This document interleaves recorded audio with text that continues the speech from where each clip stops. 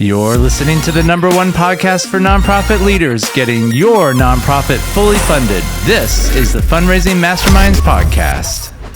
Well, welcome back to another episode of the Fundraising Masterminds Podcast. We are so excited that you are with us today.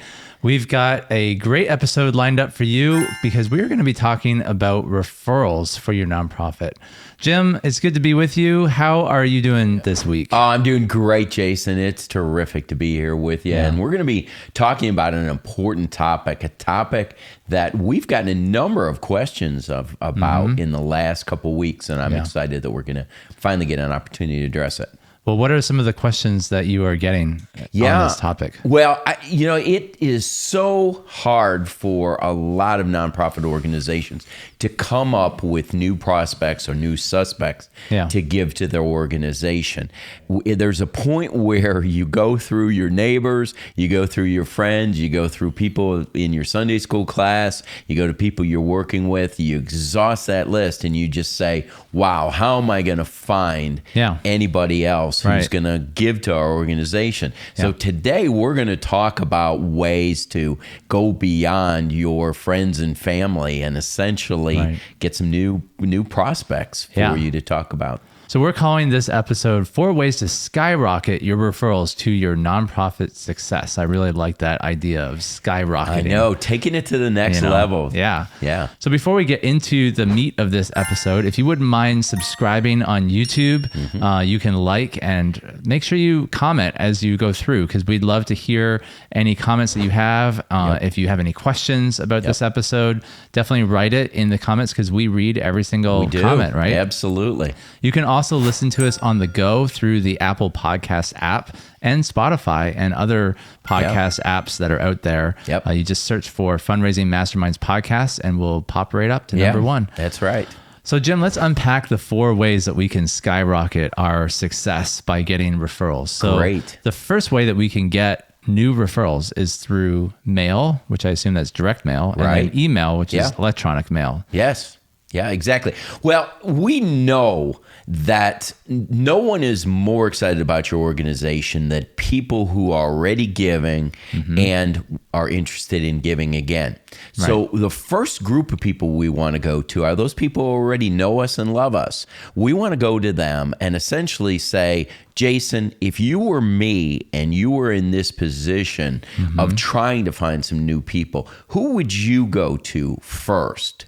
And so you want to address with them either in the direct marketing standpoint, so the masses, you might include on your response card for a direct mail letter, or you could even include it in a PS to your direct mail letter. You could say, if there are individuals that you think might be interested in hearing about our organization, please complete that on the response card that's included in the letter. And you can turn it over and you could put just blanks, name, address, city, state, and zip, referrals, please contact my friends.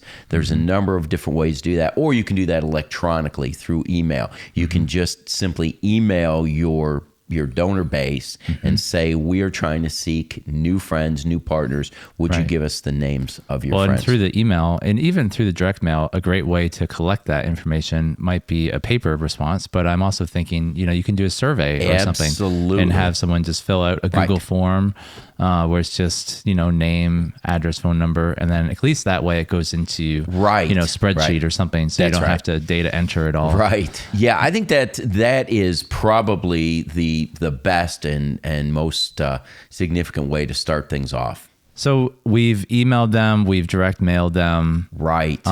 Maybe got a handful of referrals through that. But really the second step that we want to do is we want to phone or video call your current list. Right. And again, it's the same process of asking them, if you were in my shoes, is there anyone that that are your friends that would be interested in learning about our organization. Yeah, that's exactly right. What you're doing is we're moving up the chain of interpersonal communication with people. So we start with mail and email. That's probably one of the coldest mediums. The next warmest level would be actually personal interaction with people. So you're not calling everyone on your donor base, but if you can find that critical few, we've talked about critical few very often. That's the 20% that brings in 80% of your dollars. If you can target some of those individuals on your 20%, generally those people have some of the greatest interest in your organization. They love you more than most based on their giving level to you. So you go to them, and of course, they're giving at a certain level, and people associate with people of their same socioeconomic status. So I'm going to increase my possibility or increase my odds. I almost hate to say that from a biblical or a Christian standpoint, increasing odds. But I am, because if I've got someone who gives me $1,000, $2,500, $5,000, chances are they're going to give you the names of people who have the ability to give that amount of money as well too. So you're going to go to them with a personal conversation, and once again you're going to say, Jason, thank you so much for your partnership. I appreciate your support of our organization and what we're doing. We're trying to broaden our base. We want to get more people introduced to the organization. As a result, we need your help to find more friends of the organization. And so are there individuals that that I could go to and talk to them about this? Can we begin a list right now and a dialogue of that? I've got my pen and paper out, and I'm capturing those names right now. Please, give those to me as you can. Yeah, that's great. And, again, the goal here is that we're just trying to collect names, of referrals. We're going to talk a little bit more about how we can get introduced to those people in a second. So just hold on. But I want to get through these 4 things. So that's great. The first thing is, direct mail or email. The second thing we can do is call or video call. And the third thing you had written down here was event invitations. Yes, absolutely. So how can we use events to broaden our base? I'll tell you, of course, when we're talking about, and you and I, talked often on this program about the perfect vision dinner strategy. And what is the number one success factor for the perfect vision dinner strategy? That's the table host strategy. It's friends inviting friends. So right off the bat, you are utilizing them as really recruiters and ambassadors for your organization. They're bringing in a lot of new people. So there's almost very few things that do better than your event. See if you can grasp this statistic, Jason. Last year, Campus Crusade for Christ brought in 13,000 new donors just simply through their dinner strategy around the United States. And it's amazing that 13,000 people who had never heard of Campus Crusade, or very little, certainly did not give the prior year to that, to get 13,000 new names as a result of that. And that's all friends inviting friends. That's where it came from. And the exciting thing is that those 13,000 who are now new partners to the organization are now going to be invited to come back and to invite their friends next year. Absolutely. And that's one of the most exciting things about this vision dinner model that we love. That's right. Is not only is it about the presentation, which the presentation is really critical, but this friends inviting friends idea is really what helps us to tap into other people's social economical statuses. And get into their friends and their circles and stuff like that. So it's a huge thing. It's that multiplication effect. It's important that we don't underestimate the value of events. I think a lot of times nonprofits tend to get stuck with events. They just kind of look at it as like something they have to do. It's just this thing on the calendar, and they just have to get through it so that they can get back to what they want to do.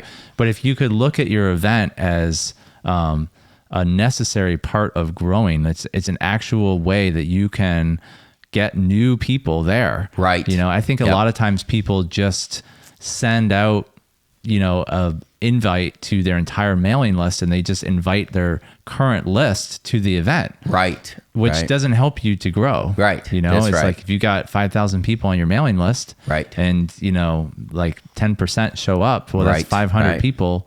And yeah, you might have different variations of people that show up year to year. Yeah. But it's all people on your list. Right. You're not growing your list. That's right. And so part of our Perfect Vision Dinner strategy is that we want to have our friends, our 500 people that would come, we want them to actually be table hosts to invite their friends to come. Right. Absolutely. And that's what helps us get those new partners to join the ministry. Right. So. Well, and Jason, one of the biggest mistakes many nonprofit leaders make is that they are just looking at the bottom line of their dinner. Yeah. They're saying, how much did I raise? And that's fine. That's all well and good. But they're forgetting that they have just attained a new donor. And that donor, if cultivated effectively, will be a donor for life. Right. And that goes way beyond their giving at the dinner. Yeah. If you get someone who makes a monthly commitment and you give them the expectation that that monthly commitment will go on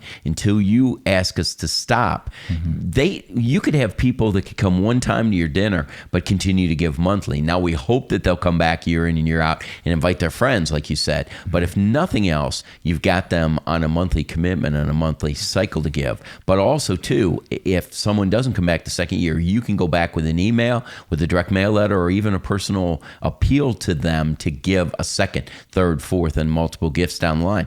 And you can't put a price on that. You can't put a value on that night of the dinner. Yeah. There's just so much more to that. Well, yeah. And if you do a vision dinner or you do a gala every year, we actually have a survey that we've put together. I'll put the QR code up on the screen.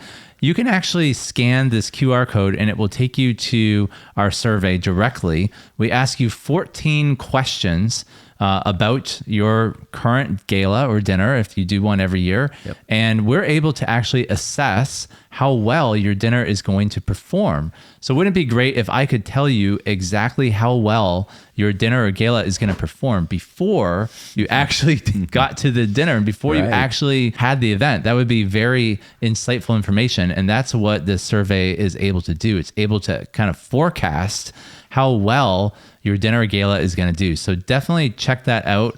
And, I've had a few people go through it and say, well, that's their opinion. And no, this is actually based on 38 years of experience. Yeah. Right. And You've success done factors in all those. Over 2,500 vision dinners that Jim has successfully done.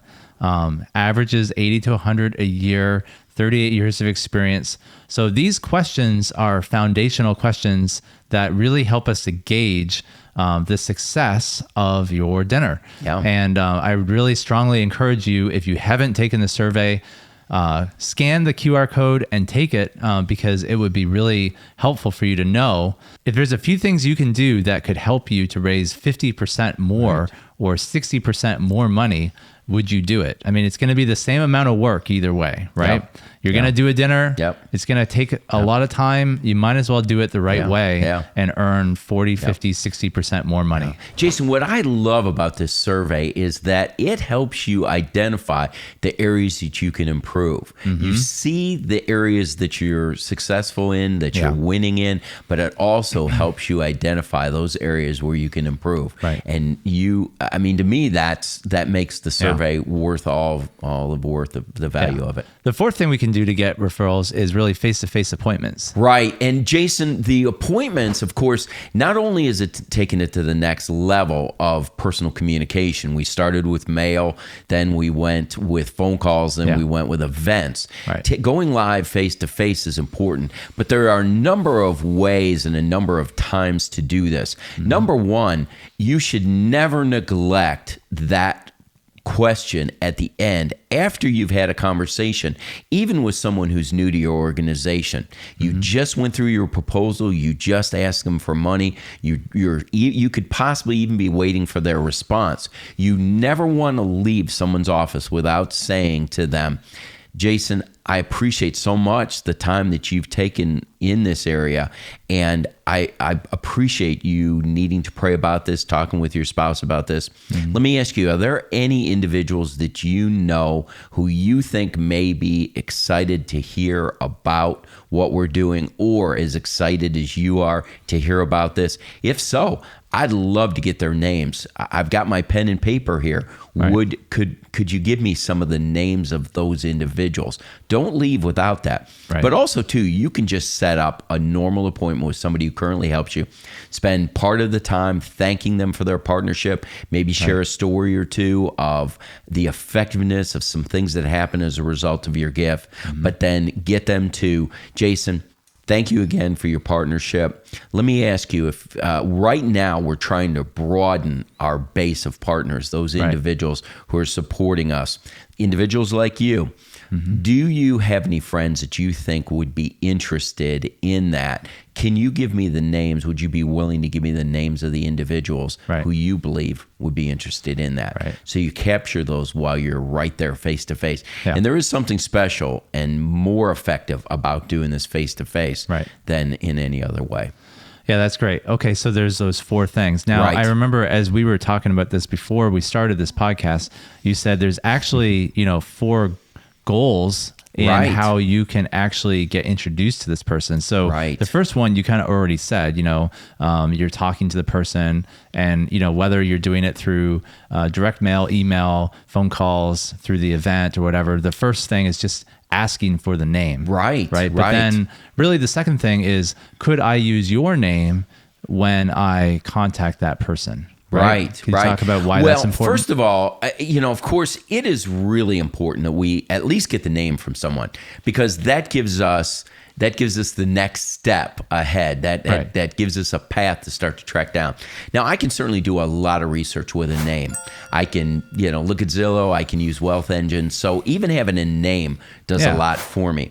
But if I can call someone and say, Mr. Galasinski, thank you for taking my call. John Smith, your friend, recommended that I give you a call. John is a personal partner with us. He has helped us for a number of years. He thought you might be interested in hearing what we're doing. Would you have a few minutes for me to come by your office next Tuesday at 10 o'clock? I'd like to talk to you about what we're doing. It really adds hydraulics to what you're doing. Right.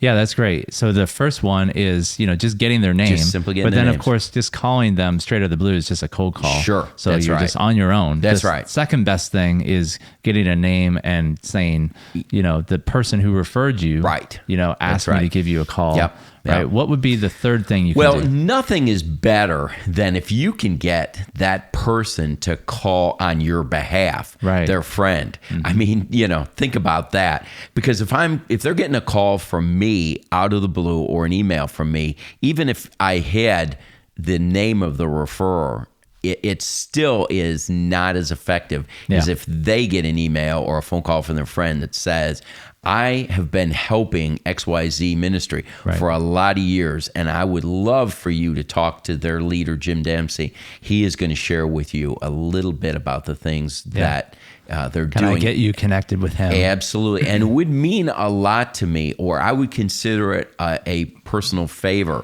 if you would take a few minutes to meet with Jim. It's really important. That is just a great way to take it to the next level. Yeah, that's awesome. And I mean, the fourth way, which would be the ultimate way. The ideal is if that person would go along with you. And I have a great story, Jason, if you indulge me for just a minute. I had an individual a number of years back in Texas who, West Texas, I went and I asked him if he would be willing to set up a few appointments with his friends and to go to lunch and to meet at a few offices with me. So he agreed to take the day off of work, and he began to, we had 5 people that we had to meet with. He had set up prior to that. The first appointment, my friend, he's an engineer. He's introverted. He's probably pretty quiet. Very quiet. I could barely get a few words out of him. And he just sat and listened because he didn't know what to expect. Well, when he started to see his friend get excited about what we're doing, he started to interject. Every appointment down the afternoon, he got more and more involved to the point where by the time we got to the 5th appointment, I had trouble getting a word in edgewise. At one point, he was saying, "Jim, tell him about this. Tell him about what you said earlier. Tell him about the story about the student that did this." And it was miraculous. It was joyous just to see how neat it was for him to get involved. And I can tell you that from that point forward, he was a fan of giving me names and getting people involved. So when you have the opportunity for someone to go with you on the appointment, and I generally kind of call it a referral sandwich, for lack of a better term, affectionately call it that. Because what you want them to do is start things off and introduce you to them, talk about their history, their background with the organization, why they like the organization. Then I come in and share exciting stories and talk about ways that they can be involved, and then let my partner finish things off with, would you be interested in hearing about how you can partner with them like I do? And it is so effective. And in fact, even if you can get to the point, I mean, the ultimate level would be to say, here's how much I give. I would love for you to consider the same amount, or I give in this range, or I give generously. If you can even get them to go any of those ways, it will really help. Wow. So this is really helpful information, Jim, and I really appreciate all your wisdom and knowledge in this area. Obviously, we are doing direct mail. We're telling stories all the time. We're talking with people all the time as we go through our lives. Yeah. What are some of the reasons why nonprofits typically don't get referrals? You know, like if someone is struggling to get referrals, could you boil it down into, like, in your experience, 38 years of doing development, what would you say would be like the top 4 reasons why nonprofits don't typically get referrals? Well, obviously, we're talking about the ideal situation. We've talked about people just openly being willing to give you referrals. Yeah. Well, I can tell you that doesn't happen as often as I would love it to be. There's probably 50% of our people that I meet with that don't give me referrals. And that happens for a number of reasons. Yeah. First of all, we tend to get so caught up in the conversation that sometimes we just forget to ask people. Yeah. And especially if someone decides that they want to give to you, we have the tendency to just get so excited that, man, they're going to give me money. Right. We forget to pause, take a breath, and take it to the next level. Thank you. Thank you, Jason, for wanting to give to our organization. There's one more way that you could help us today. I'm constantly trying to broaden the base. And so I really would love to get some names of individuals that may like this organization as much as I believe you do. Mm-hmm. So we need to take that step and ask. So the first reason people don't give us referrals is because we don't ask. Yeah. The second is that the partner may really lack the confidence in our ability to do our job. Now, that's scary for us to have to admit that they don't have confidence in us. And just because they give us money doesn't mean that they have confidence in our ability to accomplish the task. And that's a hard concept for us to grasp, because we think, well, why would someone give me money if they don't have confidence in my ability? Well, people give for a lot of reasons. Number one, they just may give because we're friends. They may give because we're colleagues, because they know us as people. They may even trust us, but not trust the organization. And that happens a lot. There's a principle that I live by, and it says, people give to people justified by the cause. Exactly. So people may give me money because they trust me, but they might not necessarily love or trust the organization. So that's another area where they do that. Right. They also may not believe that we have done a good job of getting to know them well. And as a result, they don't believe that we would do a good job to get to know their friends. Now, once again, that's a tough pill for us to swallow. Yeah. In that really says that we haven't done our job effectively. Yeah. And cultivating relationships, you and I are all about cultivating relationships. We've had countless podcasts. We've had countless conversations. We live and breathe cultivating relationships. You know, you had 20 years of Fund Easy building that business based on relationships, friends just introducing their friends. It's exactly the same way in development, friends getting to know. And so if someone doesn't necessarily like the way they've been treated, they may be hesitant to give you the name of their friends, because the assumption is if they treat me this way, they're going to treat my friends this way. If we treat our partners well, they're going to feel we're going to treat them well, but they may lack that. And so they also may feel like we haven't done a good enough job of cultivating the relationship with them. So to distinguish between the two, the first one is getting to know them well. So in other words, do they really understand or believe that we care about them? The second one, and how to differentiate, is have we really done the job of affirming them and coming alongside and helping them accomplish the things that they need to accomplish. So that differentiates between the two. So those are really 4 reasons. And those are all tough pills to swallow in a lot of ways to why people don't give us that. So sometimes you can recover from those things, and sometimes you can't. Sometimes you just have to go, okay, I need to do a better job of that. Well, as I'm listening to you, I'm just thinking, oh man, I need to do a better job at doing this with my nonprofit, because I run a nonprofit in Zambia called Reaching the Heart of Zambia. And I don't do what we're talking about very well. You know, I do talk to people about it, but I don't specifically say, is there anyone you know that could, you know, I kind of take a woe is me. And I think a lot of organizations get stuck in this is they throw stuff out on social media, they throw it direct mail, they do all this work to invite people to events, and then like no one comes, or very few people, or it's always the same 20 people that and you know, I just start to get depressed. I start to think, oh, you know, well, nobody really cares. And therefore, if nobody really cares, then why should I take the time to like ask people? It's just like, there's no point. So I'll just sit here in a corner and I'll just be all depressed and I'll just, you know, I'll just suffer. Like, we're used to just kind of being beaten down. That's thinking we've talked about before. And it's so easy to just get beaten down. And think, well, nobody cares about what I'm doing, and I guess that there's no point in even bothering people, because they're too busy. They care about the ministry down the street. Why would they care about me?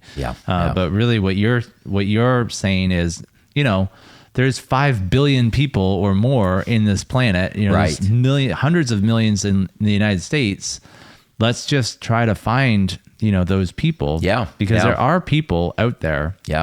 And, you know, who are excited about your organization. We just need to find them. This is really, Jason, an offshoot of what we've talked about before, but the difference between scarcity and abundance mentality. And if our viewers have not watched that or listened to our podcast on scarcity versus abundance mentality, we've got to assume that God owns it all. He owns a cattle on 1,000 hills, and if he has called us to this mission, then he will provide for that.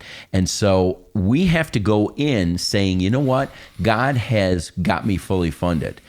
He has got every person chosen, named by name, and he knows exactly who's out there that are going to partner with us. We just need to find out who those are. So there's God's part and there's our part. God's part is that he's going to provide and has provided those. Mm-hmm. Our part is that we need to step out and find those people. Yeah. And does that mean that you need to ask 3, 5, 7, 10 people to get one person to say yes? Yeah, it does. Sometimes that's what it has to be. Yep. And you should never, and this really applies to referrals as a whole. Yeah. We should never pre-qualify or disqualify individuals just because we need to believe that God has given us those names. Don't say, oh, I know so-and-so's financial situation, or their mother just got cancer. They wouldn't want to talk to me. I know that this person doesn't have any money. I can tell you, Jason, there's one rule of thumb that I've found about with my personal support and with crew funding, is that some of the people that you believe will definitely support you will not, and that there are individuals that I never thought would support us who do. Yeah. Got one couple that I think about so often. They're as poor as church mice. The man works the night shift at Trader Joe's packing boxes and unpacking boxes. Wow. He's in his late 40s. His wife has gone into a number of different jobs, but doesn't have a real steady full-time job. They've got a child with special needs. Wow. But that couple gives $25 a week to our organization and has been faithful for years. I don't know, to be honest with you, where that $100 a month is coming from, but they give faithfully because they love the Lord, they love what we're doing, and they give. So never assume or pre-qualify or disqualify anyone. Yeah.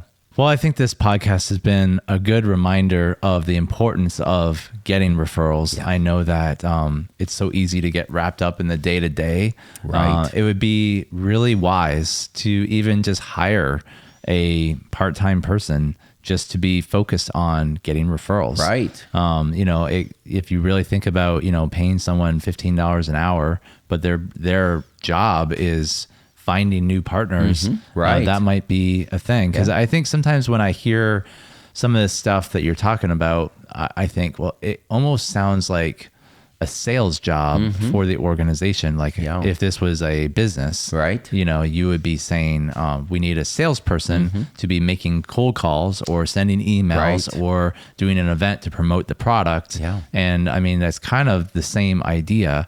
And that salesperson would be, their job would be, every day calling so many people and being very strategic and taking notes of who they've contacted and having a CRM and even just setting up appointments for the CEO or the and I development think director. Sometimes because nonprofits have this kind of scarcity mindset and they're trying to do everything themselves and you got 1 or 2 people there, they tend to just think, well, this is all good ideas, but I don't have time to do that. Right. So I'll just keep doing what I'm doing. Yeah. And what we're saying, I think one of the big takeaways from here is instead of trying to do everything yourself, think, who do I know that I could maybe delegate the job of trying to help us build referrals for our organization? Yeah. Maybe a volunteer would be willing to take that on. Absolutely. And maybe you could even tell the volunteer, like, hey, this could start off as a volunteer job, but I would really like to pay you to do this at some point. Yeah. If you could help me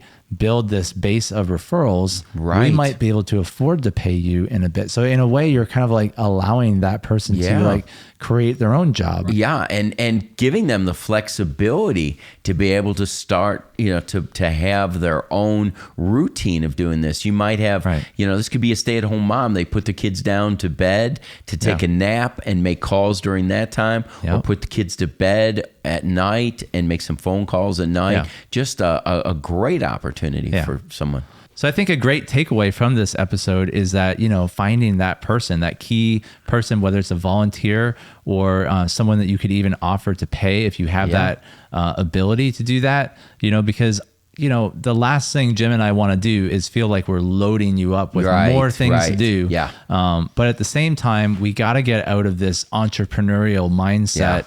I think Or lot of, I have to do it all myself. Yeah, it's like this solopreneur. Yeah, I think that's a term I've heard where it's like you're doing everything yourself. Yeah, and the number one reason why nonprofit leaders don't succeed is because the person is trying to do everything themselves. Yep. That's actually the number one reason why businesses don't succeed too. Yeah, exactly. They do got the guy starting it and he tries to do everything himself because he's controlling. He wants burnout, you get depression, everything. Yeah, and that's just the number one way to build a business. The number one way to grow a nonprofit is to create systems and delegate. Right. And you got to delegate, or you're gonna burn yourself out doing everything, and you won't do as good of a job as someone else who is focused on just doing that one thing. Right. So if you found this podcast helpful, please let us know in the comments below. We would really love to hear from you. We'd love to know if you have any questions. Jim and I personally read all those questions and comments, so we would love to know what you think. Yep. And again, if you're not subscribed to the channel, definitely subscribe, because we release weekly podcast episodes for nonprofit leaders. We talk about practical biblical solutions for all things nonprofit. And, we talk about Christian leadership. We talk about giving. We talk about donor direct mail. We talk about marketing. We talk about all kinds of great topics. You can actually go into our YouTube channel or our podcast channel, and you can see all the different podcast episodes we've already done. So you can check out the stuff in the past, but we're planning to do weekly podcast episodes for a long time, and we've got a lot of great content coming out soon. Yeah. Well, Jim, do you have any last final words about referrals that you want to talk about? It's, once again, you need to make sure that you are bringing people in the front door as much as possible. Without a doubt, we know that every organization is losing people through the back door every single day. In fact, as I speak, Campus Crusade crew is losing someone right now out the back door. You need to do everything you can to shut the back door as much as possible, but bringing people in the front door. There needs to be a constant flow or influx of new people coming in, and referrals are one of the best ways to do that. Yeah. Well, thanks again for tuning in to the Fundraising Masterminds podcast. We appreciate you coming back every week, and we hope to see you next time. Take care.